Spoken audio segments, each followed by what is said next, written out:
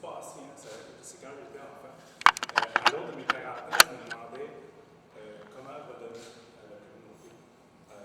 Parce que j'ai la chance, dans mon parcours, d'avoir eu des gens qui m'ont entouré, qui m'ont permis de m'élever dans la société, de me permettre de bâtir une entreprise qui est la Bruxelles.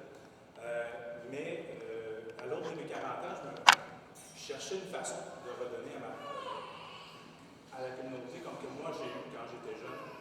Je suis allé voir Véronique au concours alimentaire de Rome. Et je me suis engagé comme partenaire majeur. Puis quand je lui ai dit, écoute, je m'engage, j'ai dit, moi, je ne veux pas le faire pour moi parce que je trouve que c'est pas significatif. Je me suis engagé pour 3 ans à être un partenaire majeur du contrôle alimentaire de Rome.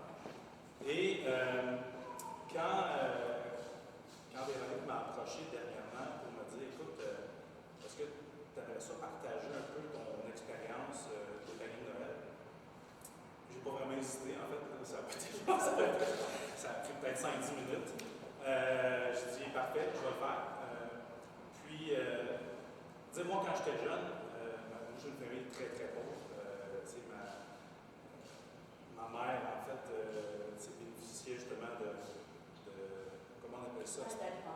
L'aide alimentaire, mais elle était sur... l'aide sociale? Ouais, je ne voulais pas dire ça, parce qu'il y a un autre terme, là. Bénéficiait de ça, puis, moi, je me souviens, là, j'étais jeune, puis, quand arrivait Noël, les fêtes, je le savais que ça allait arriver. Puis, ce moment-là, là, j'étais jeune, j'avais, ma famille, là, c'est peut-être de 10 ans jusqu'à à peu près 14 ans. À chaque Noël, je savais qu'il allait y avoir de la bouffe en abondance. Je sais que c'est pas normal. C'est pas normal, mais ce qui est beau là-dedans, c'est qu'on a quand même un organisme qui peut nous aider au moins à faire en sorte que ce moment-là se passe dans l'abondance et ça permet le temps d'un moment de s'arrêter puis que la famille vive un moment heureux puis qu'on n'ait pas à se soucier de ce qu'on va manger le lendemain. Donc, c'est pour ça que je prends la parole aujourd'hui parce que aujourd'hui, oui, je vois bien, je mange super bien, j'ai une entreprise. Mon plus grand succès, en fait, c'est de permettre à mon équipe de pouvoir nourrir sa famille convenablement à chaque année. Mais l'objectif, en fait, d'être aujourd'hui ici, c'est de démontrer que, la grillonnée, le panier de Noël, ça peut juste être temporaire aussi. Ça peut nous aider à avancer. Ça peut juste nous donner un petit coup de pouce pour dire, OK, ça va pas bien, mais j'ai de l'aide, puis cette aide-là nous aide à s'élever, puis il ne faut juste pas abandonner. Puis si on a besoin d'aide, demandez-le, c'est là.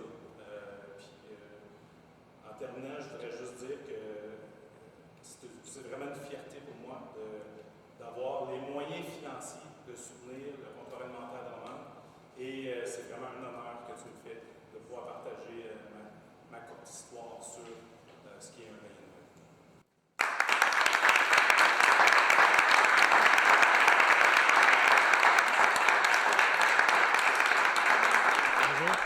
Un message important ce matin à livrer aux gens qui sont là pour aider la Guignolée. Évidemment, vous êtes un peu comme le porte-parole cette année en fait, du comptoir alimentaire. En fait, vous avez livré un message, l'importance en fait, de la Guignolée. Bien, en fait, ce que j'aimerais dire, c'est que moi, étant jeune, j'ai bénéficié justement des paniers de Noël. Aujourd'hui, j'ai la chance d'avoir monté une entreprise avec une équipe. Mais ce que je me souviens le plus, c'est que quand on recevait les paniers de Noël, ma famille était assez pauvre, de parents séparés. C'était un moment heureux, en fait.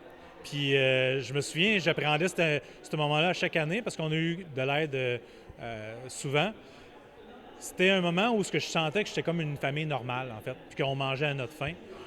Puis le message que j'aimerais dire aujourd'hui, c'est garder espoir. Garder espoir parce que, vous voyez, moi, quand j'étais jeune, j'ai bénéficié d'un panier de Noël, mais aujourd'hui, j'ai monté une entreprise qui a du succès.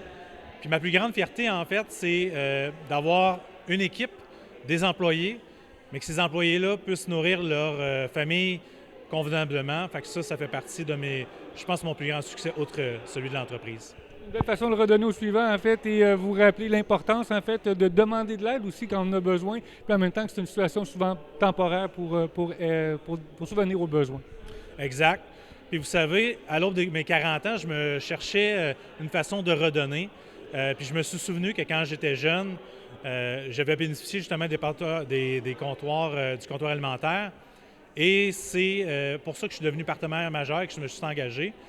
Puis quand j'ai reçu la demande de Véronique pour savoir si je voulais témoigner, ben, ça n'a pas vraiment été long parce que, tu sais, si un instant, vous pouvez juste redonner un denrée ou des sous à une famille qui va en profiter, puis qui sont dans le besoin, puis qu'éventuellement, cette famille-là, ben, va pouvoir elle-même redonner parce qu'elle va avoir eu senti l'espoir qu'il y avait autre chose qui était possible, bien, je pense que ça a vraiment beaucoup de valeur, le geste que vous allez avoir apporté.